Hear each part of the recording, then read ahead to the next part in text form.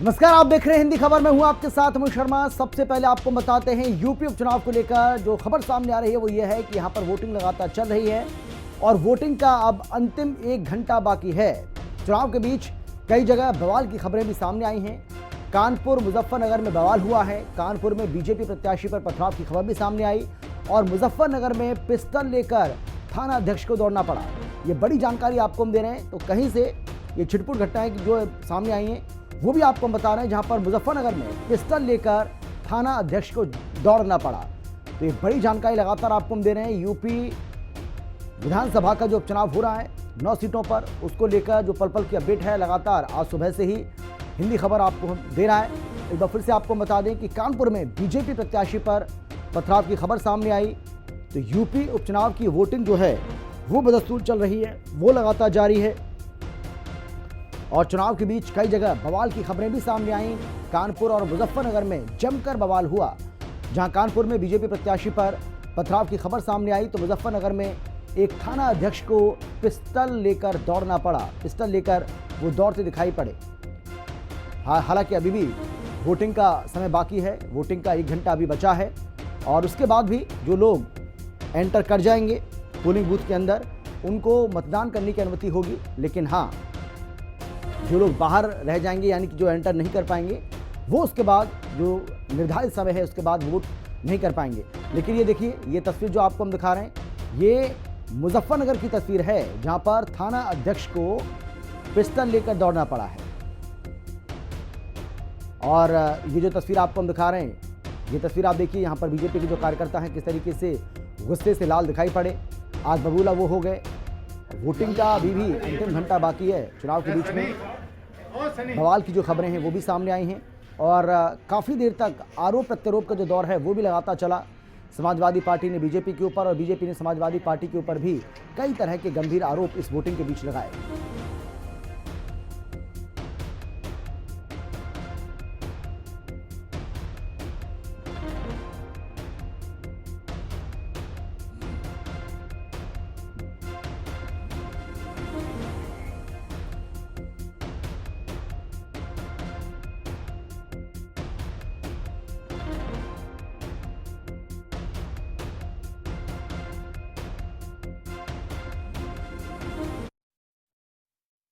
आज देश की जनता ने लोकतंत्र के महापर्व में अपनी हिस्सेदारी दी है। यूपी, महाराष्ट्र, झारखंड और उत्तराखंड की एक सीट पर लोगों ने बढ़ चढ़कर मतदान किया है और जनता जनार्दन समेत माननीय और बॉलीवुड ने भी इस त्योहार में पूरे जोश के साथ हिस्सा लिया। तो आज का ये पर्व कैसा रहा, कैसे इसकी शुरुआत हुई और कैसे ये मतदान लगातार आगे बढ़ा, तो इस महापर्व को लेकर एक विशेष रिपोर्ट आपको हम दिखाते हैं हिंदी खबर के, जिससे आप समझ पाएंगे कि किस तरीके से आज दिन भर हलचल रही। गजब का उत्साह, गजब का जो जोश है वो मतदाताओं के बीच देखने को मिला। सत्ता का संग्राम, किसका चलेगा दांव? लोकतंत्र के पर्व पर किसने डाला खलल? कहां से परेशान करने वाली खबर? लोकतंत्र की बदलती तस्वीरें सिर्फ हिंदी खबर पर। देश के 5 राज्यों की 15 विधानसभा और 1 लोकसभा सीट पर लोकतंत्र के महापर्व को पूरे जोश के साथ मनाया गया। पूजा पाठ से शुरू हुआ लोकतंत्र का ये पर्व, जिसके बाद तस्वीरें लगातार बदलती हुई नजर आईं, जिसने इस महत्वपूर्ण दिन में 4 चांद लगा दिए। सबसे पहले जरा आप ये 10 तस्वीरें देखिए जहां अलग अलग राजनीतिक पार्टियों के नेताओं ने वोटिंग की। महाराष्ट्र के उप मुख्यमंत्री अजीत पवार ने महाराष्ट्र विधानसभा चुनाव के लिए मतदान किया। बारामती विधानसभा क्षेत्र से अजीत पवार एनसीपी के उम्मीदवार हैं। बीजेपी उम्मीदवार देवेंद्र फडणवीस ने भी परिवार संग वोट डाला, जहां मतदान के बाद उन्होंने बड़ों का आशीर्वाद लिया। महाराष्ट्र के पूर्व मुख्यमंत्री उद्धव ठाकरे भी वोट करने के लिए पहुंचे। मतदान के दौरान उद्धव ठाकरे के साथ उनका पूरा परिवार नजर आया।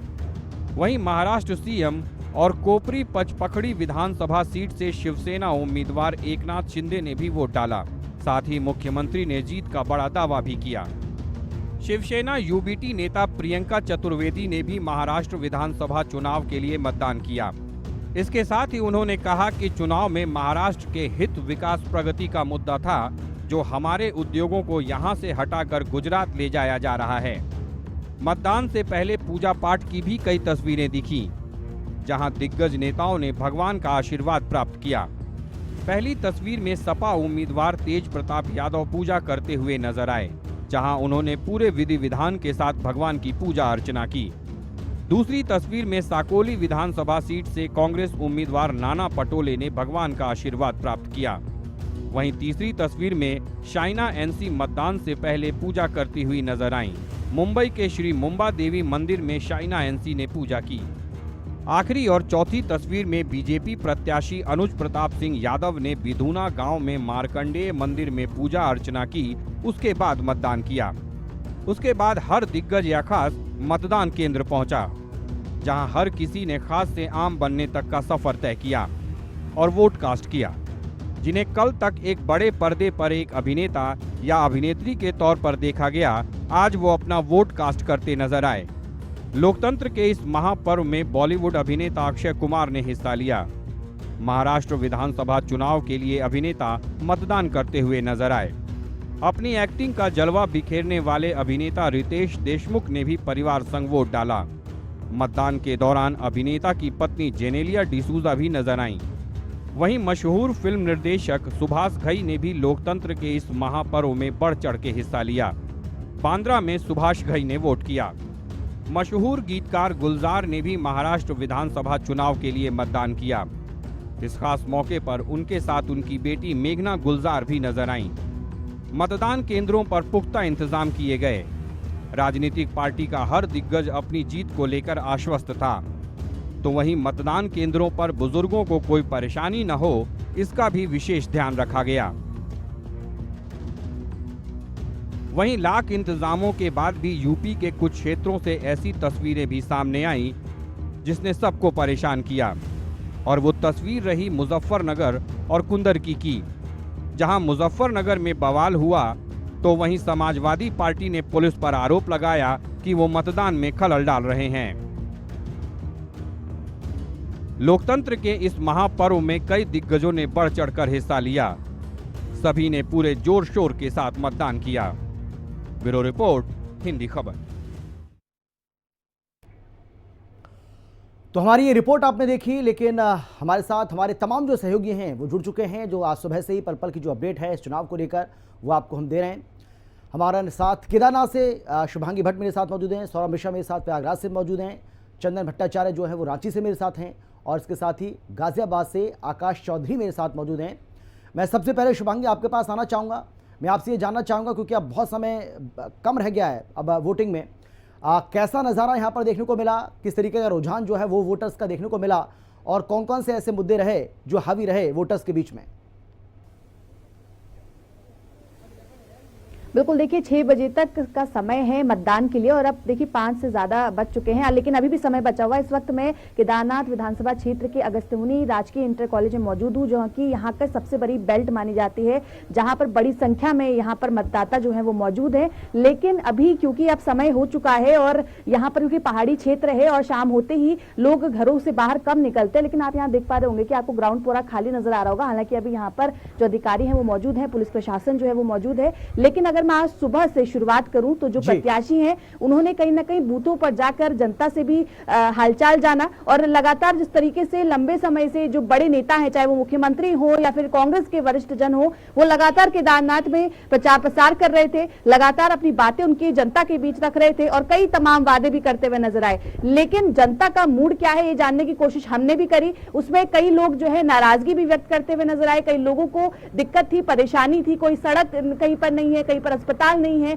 कहीं पर रोजगार नहीं है। तो वही दूसरी ओर कई लोग जो है प्रशंसा करते हुए भी नजर आए कि जब से दामी सरकार आई है या जो हमारे से पहले विधायक रहे हैं उन्होंने हमारे क्षेत्र में काम किया है। तो कहीं ना कहीं दोनों तरीके का फीडबैक मिला, पॉजिटिव भी और नेगेटिव भी। और अगर आज की मैं बात करूं तो अभी 3 बजे तक का जो आंकड़ा आया है उसमें 47% जो है वोटिंग हो चुकी है, और इस बार टारगेट रखा गया है कि 55% या 60% तक जो है ये वोटिंग परसेंटेज जाना चाहिए, क्योंकि इससे पहले भी अवेयरनेस कैंपेन्स चलाए गए थे ताकि ज्यादा से ज्यादा संख्या में लोग जो है पोलिंग बूथ पे पहुंचे और मतदान करे और अपना योगदान दे अपना विधायक चुनने में। तो ऐसे में कहीं ना कहीं आज जो प्रत्याशी हैं वो भी इंतजार कर रहे हैं कि 23 तारीख को जब रिजल्ट आएगा तो क्या उनकी मेहनत सफल होगी। जो लंबे समय से वो वादे कर रहे थे, जो लंबे समय से वो मेहनत कर रहे थे, जो उनके साथ साथ जो उनके वरिष्ठ गण हैं, जो उनकी पार्टी के जो बड़े नेता है वो भी उनके साथ मेहनत कर रहे थे। और केदारनाथ जो है अपने आप में काफी महत्वपूर्ण। बिल्कुल बिल्कुल शुभांगी, आप हमारे साथ बने रहिए, एक बार फिर से मैं आपके पास लौटूंगा। लेकिन प्रयागराज से हमारे साथ सौरभ मिश्रा भी जुड़े हुए हैं। सौरभ, ये जो सीट है ना फूलपुर, ये बहुत ज्यादा महत्वपूर्ण सीट है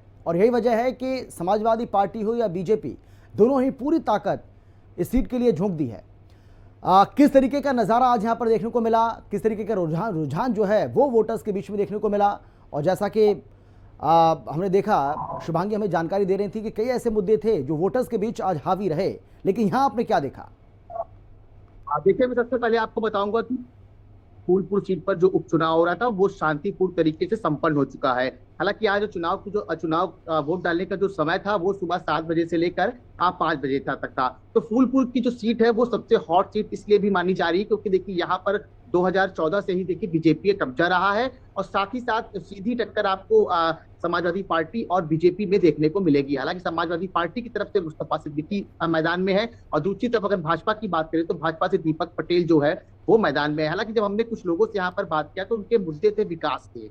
उनका साफ साफ कहना है कि जिस तरह से बीजेपी ने जो है कई क्षेत्रों में जो विकास किया है उसी के आधार पर हम जो है अपना विधायक चुनेंगे। हालांकि अगर हम फूलपुर उपचुनाव की बात करें तो फूलपुर उपचुनाव में 12 प्रत्याशी जो है मैदान में उतरे हैं और इन 12 प्रत्याशी की जो किस्मत है वो ईवीएम मशीन में अब कैद हो चुकी है। हालांकि 23 तारीख को काउंटिंग है और जनता अब ये बताएगी कि उनका अगला विधायक कौन होगा। हालांकि कई दिनों से लगातार जो है राजनीतिक पार्टियां के जो प्रत्याशी है वो पूरी ताकत जो है उपचुनाव के लिए झोंक दिए थे। अगर स्टार प्रचारक की बात करें हम तो मुख्यमंत्री योगी आदित्यनाथ उपचुनाव की कमान खुद इस बार संभाले थे क्योंकि जिस तरह से लोकसभा चुनाव के नतीजे आए थे बीजेपी के सामने वो बीजेपी के पक्ष में बिल्कुल नहीं आए थे। तो इसी को मद्देनजर रखते हुए योगी आदित्यनाथ ने जो है उपचुनाव की कमान संभाली और ताबड़तोड़ रैलियां जो है उन्होंने फूलपुर में किया दीपक पटेल के जनसभा में। तो देखिए कहीं ना कहीं अब पूरी ताकत जो है वो झोंक दी गई है। अब 23 तारीख को देखना ये दिलचस्प होगा कि आखिर फूलपुर की जनता अपना विधायक किसे चुनती है। बिल्कुल सौरभ, बने रहिए आप भी हमारे साथ। एक बार फिर से मैं आपके पास लौटूंगा। चंदन भट्टाचार्य हमारे साथ मौजूद हैं रांची से। चंदन, अगर हम झारखंड की बात करें तो झारखंड की जो लड़ाई है वो बहुत ज़्यादा दिलचस्प हो जाती है। तमाम तरह के हमने देखे किस तरीके से मुद्दों को उछाला गया, लेकिन बड़ा सवाल यही है कि किसके मुद्दे जो हैं वो ज़्यादा कारगर साबित होंगे। हालांकि इसके लिए 23 नवंबर का इंतजार करना पड़ेगा। लेकिन आज का दिन कैसा रहा झारखंड के लिहाज से, क्योंकि दूसरे फेज़ का आज मतदान हुआ। तो ये जो महत्वपूर्ण सीटें हैं और कई ऐसे दिग्गज थे जिनकी प्रतिष्ठा दांव पर लगी हुई थी।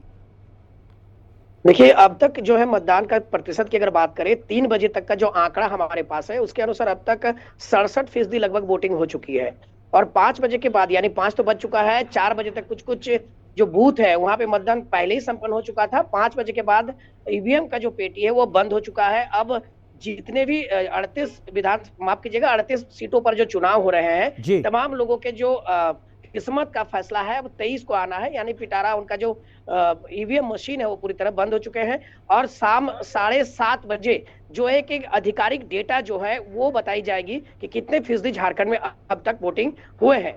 फिलहाल 3 बजे तक का आंकड़ा हमारे पास है जिसके अनुसार 67% वोटिंग अब तक हो चुकी है। और अगर हम झारखंड के विभिन्न वीआईपी सीट की बात करें, बड़े सीटों की बात करें तो आज मुख्यमंत्री हेमंत सोरेन, पूर्व मुख्यमंत्री बाबूलाल मरांडी, हेमंत सोरेन की पत्नी जो गांडे के विधायक वर्तमान विधायक है वो भी गांडे सीट से ही चुनाव लड़ रही है, उनका किस्मत का फैसला होना है। नेता प्रतिपक्ष अमर कुमार बावरी, ऐसे कई नाम है, कई दिग्गज हैं जिनका किस्मत का फैसला 23 को आना है। तो झारखंड में इंडी गठबंधन और एनडीए गठबंधन के बीच सीधी टक्कर है। ऐसे में यह माना जा रहा है कि जो एनडीए के जो घटक दल हैं और जो इंडिया के घटक दल हैं इनके बीच सीधी टक्कर देखी जा रही है। ऐसे में जो और भी नए पार्टी, एक जयराम महतो, उनकी पार्टी भी कहीं ना कहीं खेल झारखंड में बिगाड़ सकता है। कि आंकड़ा बता रहा है कि कुछ सीटों पर जयराम महतो जो है कि स्थानीय पार्टी है, आजसू हो चाहे झारखंड मुक्ति मोर्चा हो, इनका खेल बिगाड़ सकता है। ठीक है, मैं लौटता हूं आपके पास। चंदन, में एक बार फिर से आपके पास आऊंगा, मैं समय बचेगा तो एक बार फिर से लौटूंगा आपके पास। गाजियाबाद से हमारे साथ मौजूद हैं हमारे संवाददाता, इनसे भी हम बातचीत करते हैं, वहां की भी हम जानकारी हासिल कर लेते हैं। आकाश चौधरी मेरे साथ हैं। आकाश, गाजियाबाद का हाल बताइए, यहाँ पर किस तरीके का नज़ारा देखने को मिला, कितना उत्साह खासतौर पर वोटर्स में देखने को मिला, और इस सीट की बात करें तो ये सीट जो है वो काफ़ी महत्वपूर्ण सीट है, जहां पर समाजवादी पार्टी की ओर से भी पूरा जोर लगाया गया और बीजेपी की ओर से भी किसी तरह की कोई कसर चुनाव प्रचार के दौरान भी हमने देखी थी, नहीं छोड़ी गई थी। लेकिन वोटर्स का रुझान क्या दिखा? देखिए, गाजियाबाद के इस समय मैं सदर सीट की बूथ पिंक बूथ पर खड़ा हूँ, जो ये है ठाकुर द्वारा बालिका केंद्र के बाहर ही मैं खड़ा हूँ, क्योंकि समय 5 बज चुके हैं और आप देख सकते हैं दरवाजे लगे हैं। बस अंदर से जो बाहर आने वाले मतदाता हैं केवल वो अब बाहर आएंगे। अब अंदर कोई वोट डालने नहीं जाएगा। और मैं आपको बताना चाहूंगा, गाजियाबाद उत्तर प्रदेश की 9 विधानसभा पर चुनाव था आज, जिसमें से गाजियाबाद की जो सीट थी जो सेफ मानी जाती है भाजपा के लिए, आज इस सीट पर ही सबसे ज्यादा कम मतदान देखने को मिला। मतदाता जिससे कम निकल पाए और लगभग 5 बजे की अगर हम बात करें, अभी तक पूरा आंकड़ा नहीं आ पाया, मगर 3 बजे तक जो आंकड़ा हमारे पास आया था उसमें 27% मतदान हो पाया था। अगर हम बात करें लगभग 5 बजे तक की, तो लगभग 38 से 40% ही मतदान हो सका होगा, जिससे कि जो सबसे कम पूरे चुनावों में देखा गया है 9 सीटों पर। क्योंकि गाजियाबाद एक वोट सीट मानी जाती है भाजपा के लिए, और ये सुरक्षित सीट भी मानी जाती है, मगर कहीं ना कहीं मतदान कम होने से कहीं ना कहीं समीकरण बदलते ही नजर आ रहे हैं। जी बिल्कुल सही बात है। लेकिन कौन से ऐसे मुद्दे रहे जो हावी दिखे यहाँ पर वोटर्स के बीच में? क्योंकि बहुत सारे लोगों से आपने भी बातचीत की होगी, जो मतदाता वहाँ पर पहुँच रहे थे पोलिंग बूथों पर, उनसे भी आपने जाना होगा कि किन मुद्दों को लेकर वो यहाँ पर वोटिंग करने पहुँचे, कौन से मुद्दे हावी दिखे? हमारी कुछ मतदाताओं से जब बातचीत हुई तो उन मतदाताओं का साफ तौर पर स्वास्थ्य और शिक्षा को लेकर बड़ा मामला कहा गया, क्योंकि इससे पहले जब 2022 में जब चुनाव हुए थे विधानसभा के, तो उस समय यहाँ पर अतुल गर्ग विधायक थे, उन्होंने इस्तीफा दिया, अब वो सांसद हैं, उनकी जगह पर यह चुनाव हुआ था। तो अब जो यहाँ से संजीव शर्मा है, जब वो लोगों के बीच में गए तो उनके सामने एक बड़ी चुनौती थी, क्योंकि लोग जो थे पहले विधायक से भी नाराज थे। इसी वजह से उन लोगों ने बढ़ चढ़कर हिस्सा नहीं लिया। अब जो इस बार चुनाव हुआ है, इस 22 के चुनाव के बाद 24 में, तो इस चुनाव को देखा जा रहा है कि अगर यहाँ पर समीकरण बदले तो गाजियाबाद की हॉट सीट जो मानी जाते थे सीट, वो कहीं ना कहीं अब की बार गाजियाबाद बीजेपी के पल्ले से जा भी सकती है। बिल्कुल। चलिए आकाश, में एक बार फिर से आपके पास लौटूंगा। शुभांगी, मैं आपके पास आना चाहूंगा फिर से, क्योंकि है तो एक ही सीट पर यहाँ पर उपचुनाव हुआ है, लेकिन ये सीट बहुत ज़्यादा महत्वपूर्ण है और बीजेपी और कांग्रेस के लिए नाक का सवाल बना हुआ है। हमने देखा है कि किस तरीके से दोनों ही पार्टियों ने पूरी ताकत यहाँ पर झोंक दी और सीएम साहब खुद यहाँ पर पहुँचे, उन्होंने बहुत घोषणाएं भी की और यहाँ तक कह डाला कि भाई आप ये समझिए कि जब तक आपको आपका विधायक नहीं मिल जाता है, मैं ही आपका विधायक हूँ। तो सवाल यही है कि आखिर किसके दावे में कितना दम है और जो घोषणा की गई वो कितना रंग लेकर आएंगी। लेकिन फिर भी अब क्योंकि चुनाव संपन्न हो चुका है, 23 नवंबर को क्या उम्मीद की जाए? बिल्कुल, देखिए हालांकि ये सिर्फ एक सीट पर उपचुनाव हो रहा है, लेकिन ये एक सीट जो है कई सीटों पर भारी है, क्योंकि केदारनाथ उपचुनाव जो है इसके लिए बहुत लंबे समय से तैयारी की जा रही थी और ये अपने आप में महत्वपूर्ण सीट है, अपने आप में महत्वपूर्ण विधानसभा है, क्योंकि 2027 में जो चुनाव होना है उस पर भी इसका बड़ा असर देखने को मिलेगा। और यही कारण है कि जिस तरीके से मंगलौर और बद्रीनाथ में जब भाजपा को हार का सामना करना पड़ा, तो इस बार न भारतीय जनता पार्टी ने कोई कसर छोड़ी, न कांग्रेस ने कोई कसर छोड़ी। मुख्यमंत्री लगातार यहाँ पर दौरों पर थे, मुख्यमंत्री लगातार यहां पर संबोधित कर रहे थे लोगों को, लगातार जनता के बीच जा रहे थे, कई घोषणाएं भी उन्होंने करी और ऐसे में कांग्रेस के तमाम वरिष्ठ नेता यहां पर नजर आए, उन्होंने भी अपनी कई बातें जो है जनता के सामने रखी। तो दोनों ने एड़ी चोटी का जोर लगाया ताकि वो इस बार जीत हासिल कर सके और इसका असर आने वाले चुनावों में भी पड़ने वाला है। और ऐसे में यहां पर भारतीय जनता पार्टी ने अपने 5 मंत्रियों की ड्यूटी लगाई, तो हम कह सकते हैं कि चुनाव जितना बड़ा नहीं था उससे भी ज्यादा बड़ा ये हो गया, क्योंकि केदारनाथ उपचुनाव में जीत हासिल करने के लिए तो दोनों पार्टियां हैं वो अपने अपने स्तर पर पूरी ताकत लगा रहे थे। और ऐसे में अब क्योंकि आज मतदान हो गया है, अब बस थोड़ी ही देर बची, इसके बाद ईवीएम जो है वो सील कर दी जाएंगी, उसके बाद 23 तारीख को इसका रिजल्ट आएगा। लेकिन जिस तरीके के मुद्दे उठाए गए, आज मैंने जितनी ग्राउंड पर लोगों से बातचीत करी, सभी के कुल मिलाकर एक ही जैसे मुद्दे थे कि उन्हें यहाँ पर रोजगार चाहिए, उन्हें स्वास्थ्य के लिए यहाँ पर हॉस्पिटल्स चाहिए, उन्हें अच्छे कॉलेजेस चाहिए, उन्हें यहाँ पर सड़कें चाहिए। तो ऐसी कुछ समस्याएं हैं जो अभी उनको नहीं मिल पाई, लेकिन उन्हें उम्मीद है कि जो भी नया विधायक बनकर आएगा वो उनकी इन परेशानियों को सुलझाएगा, वो उनके लिए काम करेगा और उनके हित में काम करेगा। और ऐसे में इस बार एक तरफ जहां आशा नौटियाल हैं, महिला उम्मीदवार हैं, उनसे भी उम्मीदें बढ़ी हुई है, क्योंकि इससे पहले भी देखा गया है कि अगर यहाँ पर 5 महिला उम्मीदवार अगर खड़ी करी गई है तो उसमें से 4 महिला उम्मीदवार जरूर जीती हैं। तो ऐसे में कहीं ना कहीं उनसे भी आशाएं बढ़ जाती हैं। दूसरी ओर मनोज रावत जो है वो भी कद्दावर नेता है कांग्रेस के, लगातार जनता के बीच भी जाते रहे हैं, तो कहीं ना कहीं उनके लिए भी लगातार प्रचार प्रसार हो रहा था। तो टक्कर का मुकाबला जो है देखने को मिलने वाला है और अब ये पता लगेगा, ये सस्पेंस खुलेगा 23 तारीख को कि आखिर जनता ने किसको समर्थन दिया है। बिल्कुल। सौरभ, मैं आपके पास आता हूं। हमने देखा कई ऐसी सीटें रही जहां पर आज उपचुनाव हो रहा था यूपी की, और वहां कुछ छिटपुट हिंसक घटनाएं भी हुई और आरोप प्रत्यारोप का जो दौर है वो तो हमने देखा लगातार चलता रहा। लेकिन क्या फूलपुर में भी कुछ ऐसा देखने को मिला या शांतिपूर्ण तरीके से यहां पर मतदान संपन्न हुआ? अगर फूलपुर उपचुनाव की बात करें तो फूलपुर उपचुनाव में जो है शांतिपूर्ण तरीके से जो है मतदान हुआ है और मतदान शांतिपूर्ण तरीके से संपन्न भी हुआ है। लेकिन अगर हम फूलपुर सीट की बात करें तो देखिए फूलपुर सीट जो है वो बहुत हॉट सीट मानी जाती है, क्योंकि अगर हम यहाँ बात करें तो बीजेपी अभी लोकसभा सीट पर जो है एक ही सीट पर जो है वो जीत हासिल की थी, तो दक्षिणी से उन्हें जो है लोकसभा चुनाव में जो है हार का सामना करना पड़ा था। तो कहीं ना कहीं देखिए फूलपुर की अगर हम बात करें तो फूलपुर की सीट जो है बीजेपी के लिए वर्चस्व भी है, क्योंकि लोकसभा चुनाव की अगर हम बात करें तो लोकसभा चुनाव में बीजेपी ने इस सीट पर बहुत कम मार्जिन से जो है वो चुनाव जीता था। और साथ ही साथ 2022 का जो विधायकी का चुनाव जो हुआ था, यानी कि विधानसभा का चुनाव जो हुआ था, उस पर भी बीजेपी ने बहुत कम मार्जिन से जो है वो चुनाव जीता था। और इसीलिए देखिए भाजपा ने जो है वो अपना प्रत्याशी दीपक पटेल को घोषित किया है। क्योंकि अगर हम यहाँ पे जातिगणना समीकरण की बात करें तो देखिए यहाँ पर 70,000 से ज्यादा यादव हैं, 65,000 से ज्यादा दलित हैं, 35,000 से ज्यादा जो है कुर्मी है और साथ ही साथ 45,000 से ज्यादा ब्राह्मण है। तो कुल मिलाकर इस सीट का जो जीत का जो आंकड़ा है वो ओबीसी तय करेगा। तो अब देखना ये दिलचस्प होगा कि 23 तारीख को जो है जो फूलपुर में 4 लाख से ज्यादा वोटर्स हैं वो अपना अगला विधायक किसे तय करेंगे। भाजपा एक बार क्या फिर से इस सीट पर कमल खिलाने में कामयाब होगी या फिर साइकिल आपको दौड़ती हुई नजर आएगी? थोड़ा सा इंतजार करना पड़ेगा। मुकाबला बहुत दिलचस्प है, हालांकि समाजवादी पार्टी और बीजेपी में सीधी टक्कर देखने को मिल रही है। बिल्कुल। चलिए एक बार फिर से मैं आपके पास लौटूंगा। चंदन, मैं आपसे जानना चाहूंगा, क्योंकि जैसा कि आपने भी बताया कि एनडीए बनाम इंडिया की लड़ाई है, भारी कौन किस पर पड़ेगा इसके लिए तो थोड़ा सा इंतजार करना पड़ेगा हमें 2 दिन का।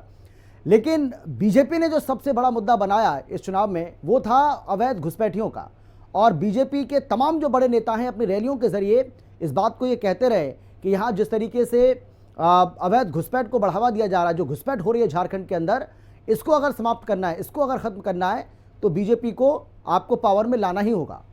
आपको लगता है कि ये बहुत बड़ा मुद्दा इस चुनाव में बन पाया है?